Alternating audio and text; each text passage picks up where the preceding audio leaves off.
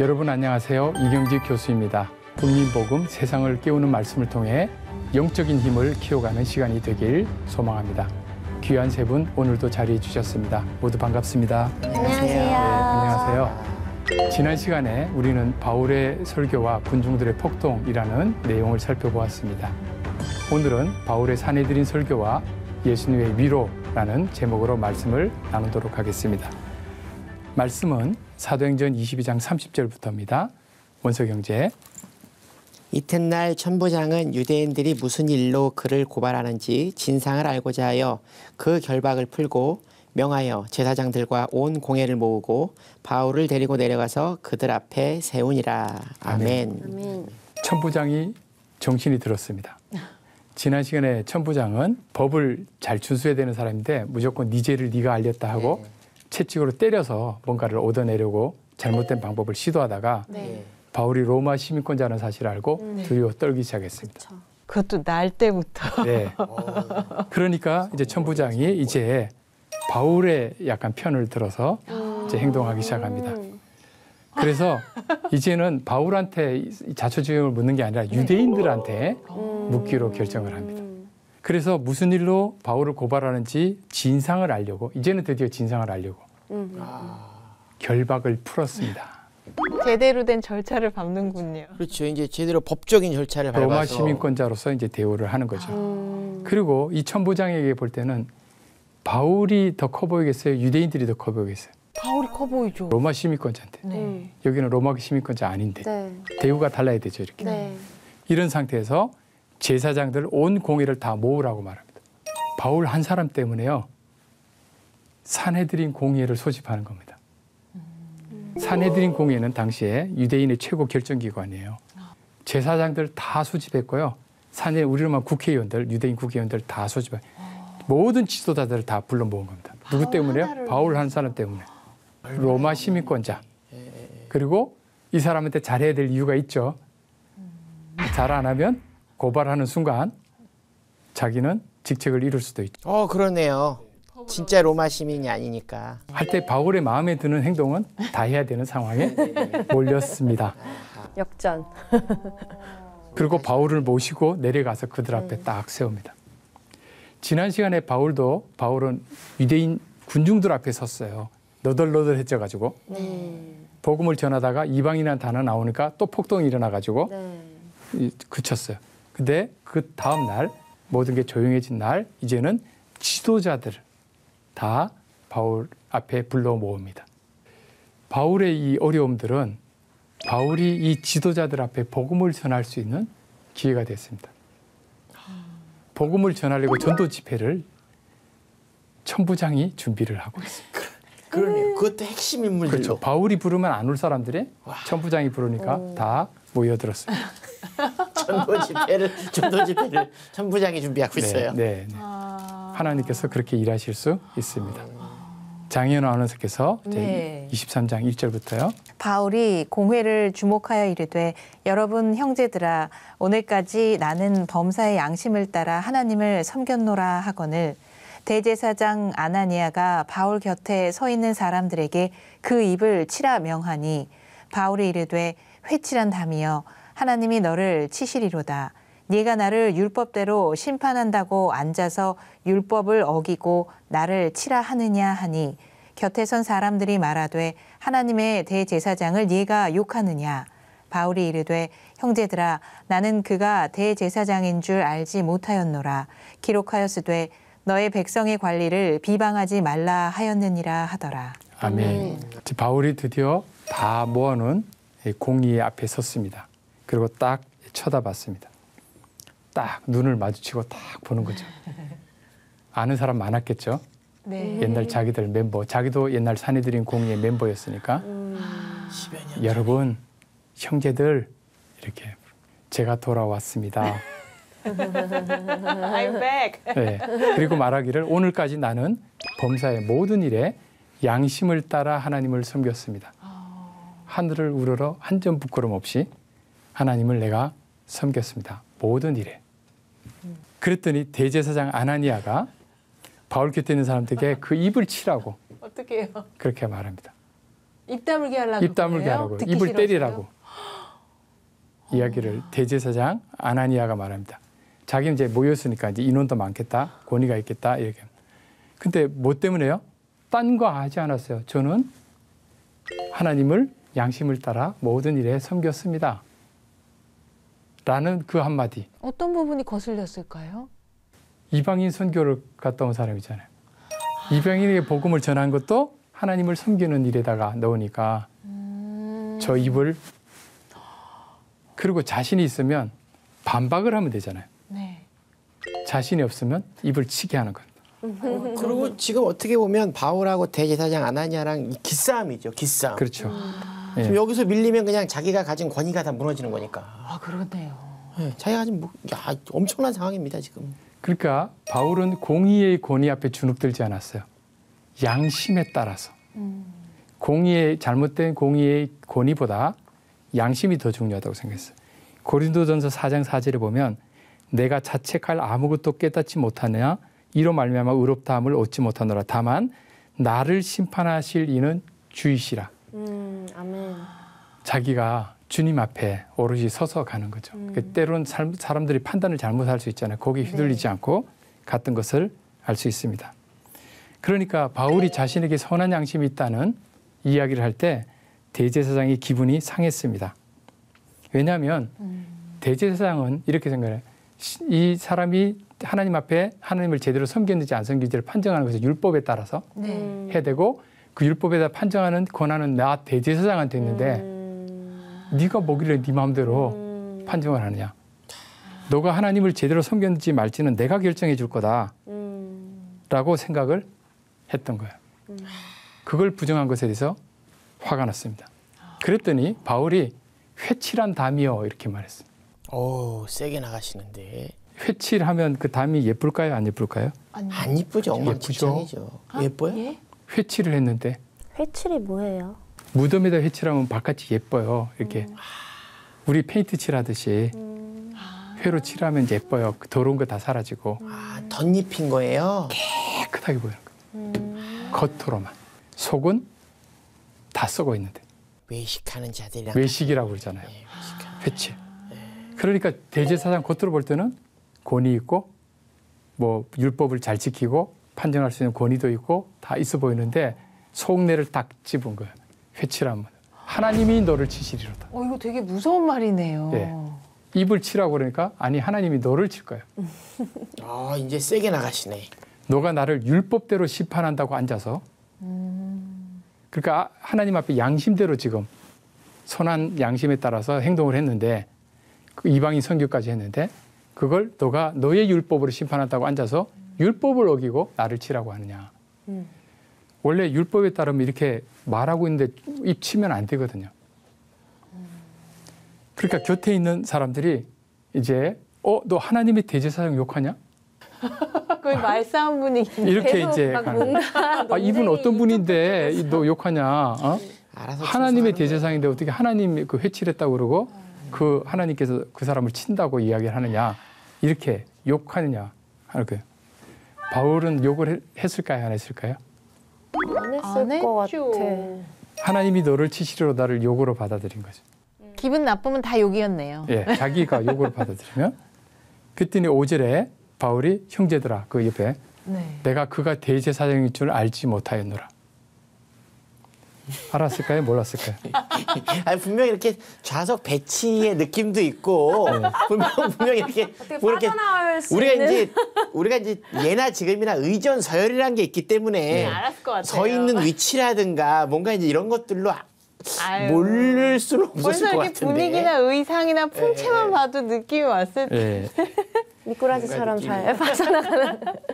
바울은 이렇게 자기도 모르게 이렇게 좀 격해진 것에 대해서 조금 후회했던 것 같아요. 묘체되고. 그런데 내가 알지 못했다라는 말은 내가 대제사장인 줄 알았으면 안 그랬을 거다 하는 뜻이에요. 네. 그래서 이 부분을 어떻게 이해해야 되냐인데 바울이 10년 동안 나가 있었잖아요. 네. 그 사이에 대제사장이 교체가 되었을 수도 있고 그리고 또 하나는 이제 다른 본문들을 보면 갈라디아서 4장 14절 15절 6장 11절에 보면 바울이 눈이 시력이 안 좋아요. 시력이 안 좋아요. 그래서 갈라디아 6장 11절에 보면 내 손으로 너에게 이렇게 큰 글자로 쓴 것을 보라.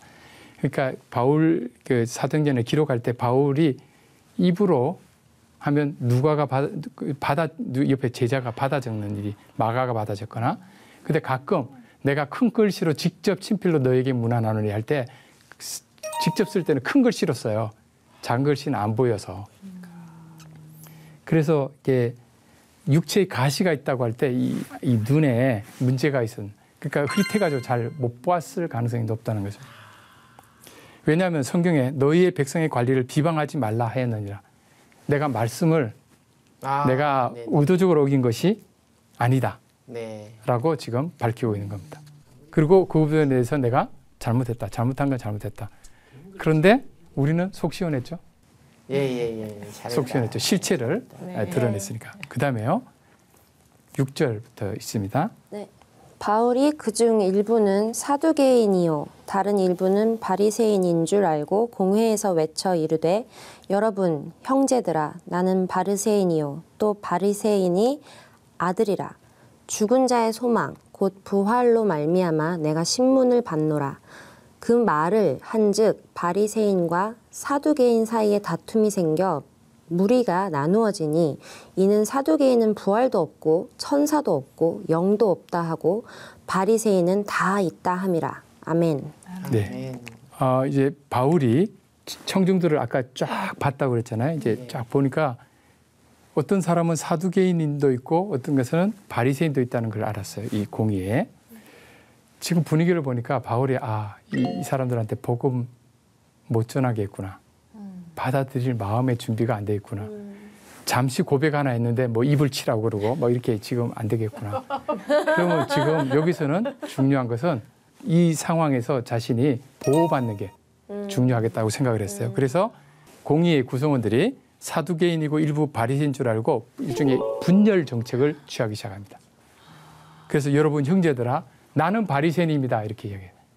앞서서는 유대인이라고 밝혔는데 네. 이제 바리새인이라고 딱 밝혀요. 네. 그러면 사두개인은 안 좋아하고 바리새인은 이렇게 되는 거예요. 그다음 바리새인의 아들입니다.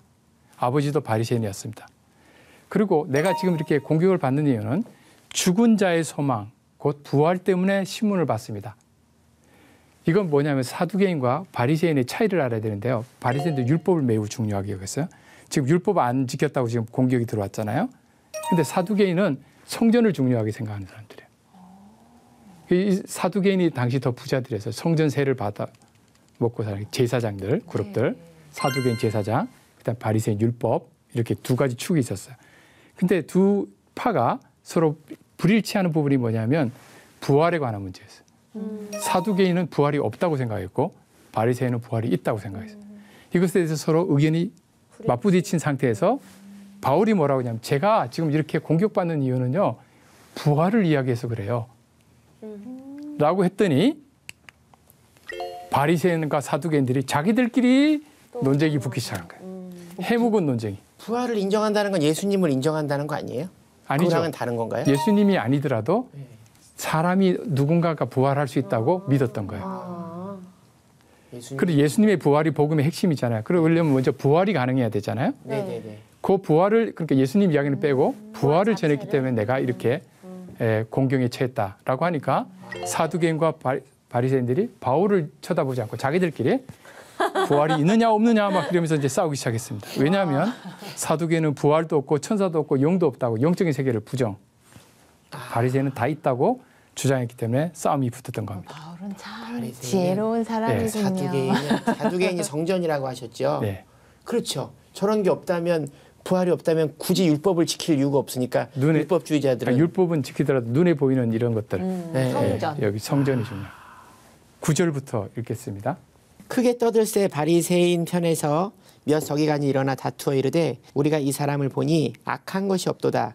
혹 영이나 혹 천사나 그에게 말하였으면 어찌하겠느냐 하여 큰 분쟁이 생기니 천부장은 바울이 그들에게 찢겨질까 하여 군인을 명하여 내려가 무리 가운데서 빼앗아 가지고 영내로 들어가라 하니라. 아멘. 네. 바리새인들이 이제 편드네요. 네, 막 해서 바리새인 중에 서기관 몇 사람이 일어나서 우리가 이 사람 보니까 악한 게 없다. 왜냐면 이 사람 악하다고 그러면 자기들도 같이 덤태기로 네네. 되니까 아니다. 영이나 혹시 천사가 그에게 이런 말을 해줬으면 우리가 어떻게 하느냐. 그렇게까지요? 황홀경에 봤고 뭐 이런 이야기 음성 들었고 했잖아요. 사두개는 그런 거 인정을 안 하는 거예요. 근데 여기는 그럴 수 있지 않냐. 그랬으면 어쩔 거냐. 바리새인들이 바울이 좋아서 그랬겠어요? 아니요. 자신들의 입장을 지키기 위해서. 바울은 그것을 지혜롭게 사용했습니다. 그래서 큰 분쟁이 생기니까 천부장이 보니까 너무 어이없는 거예요. 왜냐하면 이 유대인들을 이해할 수가 없어요. 잘 듣다가 이방인이라는 단어 하나 나오니까 그걸로 막 난리가 나고. 조금 있더니 자기들 또 지도자 모았더니 부활이라는 단어 하나 나오니까 또 자기들끼리 난리가 나는 거예요. 이러다가 그 바리새인들은 바울을 옹호하고 있지만 사두개인은 바울을 더 죽이려고 들 수 있으니까 찢겨질까 봐 잘못해서 군인들이 쫙 무리 속으로 들어가서 바울을 빼가지고 와서 영내로 들어가도록 했습니다. 지금 영내로 몇 번 들어가는지 몰라요. 들어왔다 나갔다 들어왔다 나갔다. 정신이 없네요. 네. 장희원 아나운서께서 읽어주세요. 그날 밤에 주께서 바울 곁에 서서 이르시되 담대하라. 네가 예루살렘에서 나의 일을 증언한 것 같이 로마에서도 증언하여야 하리라 하시니라. 아멘. 아멘. 자, 바울은 많이 낭망했을 것 같아요. 네. 10년 전에 예루살렘에서 전하니까 적임자 아니라고 이방을 보냈죠. 이제 드디어서 이 기회에 말씀 전하니까 유대인들한테서도 실패. 이방이라는 단어 하나 때문에. 여기도 전하려다 보니까 안 들어. 입을 치라고 그러고. 그리고 결국 다시 영내로 들어왔어요. 그때 주님께서 바울 곁에 찾아오십니다. 담대하라. 담대하라는 말은 지금 바울이 담대하지 않다는 뜻이죠. 담대하다는 말의 특징이 뭐죠? 성령 충만할 때 담대한 것이죠. 용기를 가질 수 있는 거죠. 사역을 하다 보면 롤러코스터를 타요. 네. 예, 이 좋은 기회를 또 놓쳤다는 자책감. 그리고 나중에 보면 이 부활을 이용해 가지고 이렇게 자기 빠져나가려고 했던 것에 대해서 바울이 후회하는 듯한 모습을 보입니다. 자기 생명보다 복음 전하는 걸 집중했어야 되는데 빠져나오는데 더 주력을 했던 거죠. 그 당시에는 지혜로워서 보일지 모르지만 낙담했던 것 같아요. 그랬더니 주님께서 위로하십니다. 너가 예루살렘에서 나의 일을 이렇게 증언한 것처럼 로마에서도 증언하여야 하리라. 여기서 끝나는 게 아니라 지금 너 이렇게 묶여서 했지? 풀려서도 담대하게 하다가 죽을 뻔했지? 괜찮아. 이렇게 한 것처럼 또 장소를 하나 깔아줄게. 로마. 이렇게 위로를 하신 겁니다. 위로가 될까요? 안 될까요? 무거울 것 같은데 지금. 네. 바울은 이 밤에 홀로 있었습니다. 그렇죠? 네. 그 군중들 지금 선교팀하고서 다 쫓겨났어요. 그렇죠? 그럼에도 불구하고 주님께서 찾아왔을 때 아, 내가 홀로 있는 것이 아니다 하는 것을 깨달았을 겁니다. 그렇죠? 주님께서 굉장히 그를 위로하셨다 하는 것을 알 수 있습니다. 우리의 인생의 밤이 깊을 때, 우리의 노력이 수포로 돌아갔을 때, 내 스스로 아무것도 할 수 없을 때, 그때 주님께서 임마누엘 하나님으로 우리와 함께 하시고, 그럴 때 우리는 그 밤을 지나서 새로운 아침을 맞이할 수가 있는 것입니다. 바울에게 두려움이 왔을 때는 이 어두운 밤이었죠. 과연 내가 이 증언하는 일을 제대로 해낼 수 있을까? 할 때마다 왜 이렇게 자꾸 실패하지? 이렇게 생각할 수가 있습니다. 그러나 그 실패가 이 바울을 로마로 가서 증언하는 다른 계기가 된다는 것을 우리가 안다면 위로가 될 것입니다. 주님께서 바울의 곁에 서 계셨잖아요. 곁에 서서. 앉아 계신 것도 아니고 서서 계셨어요. 마태복음 28장 20절에 볼지어다 내가 세상 끝날까지 너희와 항상 함께 있으리라 하는 그 약속을 이루신 거예요. 존 버년이라고 하는 사람이 철로 역정을 썼어요. 그때 어떤 사람이 이제 그를 방문해서 이렇게 말한 거예요. 친구요, 주님께서 나를 당신에게 보냈습니다. 나는 당신을 찾느라고 영국 감옥 반을 다 뒤졌습니다. 그때 버년이 나는 주님이 당신을 나한테 보냈다고 생각하지 않습니다. 만일 그랬다면 당신은 처음 바로 이거를 찾아왔을 겁니다. 하나님은 내가 수년 동안 이 감옥에 있는 걸 아시는데 주님께서 찾도록 안 하시고 바로 나를 찾아오도록 하지 않았겠습니까? 이 대답은 무슨 뜻이냐면요. 본연은 내가 수년 동안 이 감옥에 갇혀 있는 동안 주님은 한 번도 나를 떠나신 적이 없다. 근데 당신이 하나님이 보내서 왔다면 제일 먼저 이 감옥을 찾아왔겠지. 이렇게 이야기를 한 것입니다.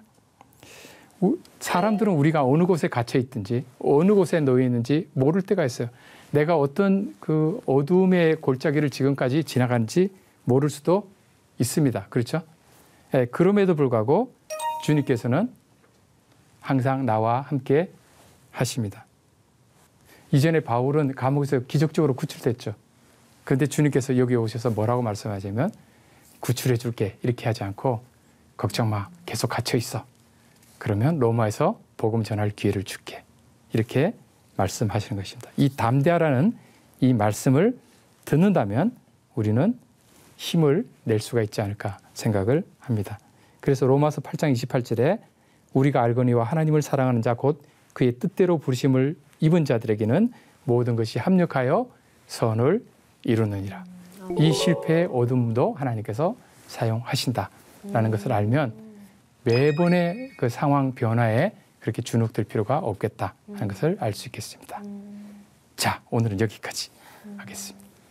혹시 질문이나 나누고 싶은 말씀 있으시면 이번에 그 교수님께서 주신 말씀도 분명 바울의 행적을 기록하고 있지만 바울은 보이지 않고 사건에 집중하게 되거든요. 네. 계속해서 이 전개되는 사건에 집중하게 되어서 그 하나님의 일하심이 그냥 그대로 드러난 바울이 보이지 않는 네. 어떻게 보면 바울 입장에서는 좀 서운할 수 있겠다 싶을 정도로 네. 정말 하나님의 일하심을 잘 기록한 말씀이 사도행전 말씀이 아닌가라는 네. 생각이 듭니다. 네, 그래서 우리가 사도행전이 아니라 성령행전이라고 이야기를 했었죠. 성령께서 어떻게 행하셨는가를 기록한 것이 사도행전이다. 사도행전을 부르지만 성령행전이다. 이렇게 말씀드렸던 이유도 여기 있습니다. 네.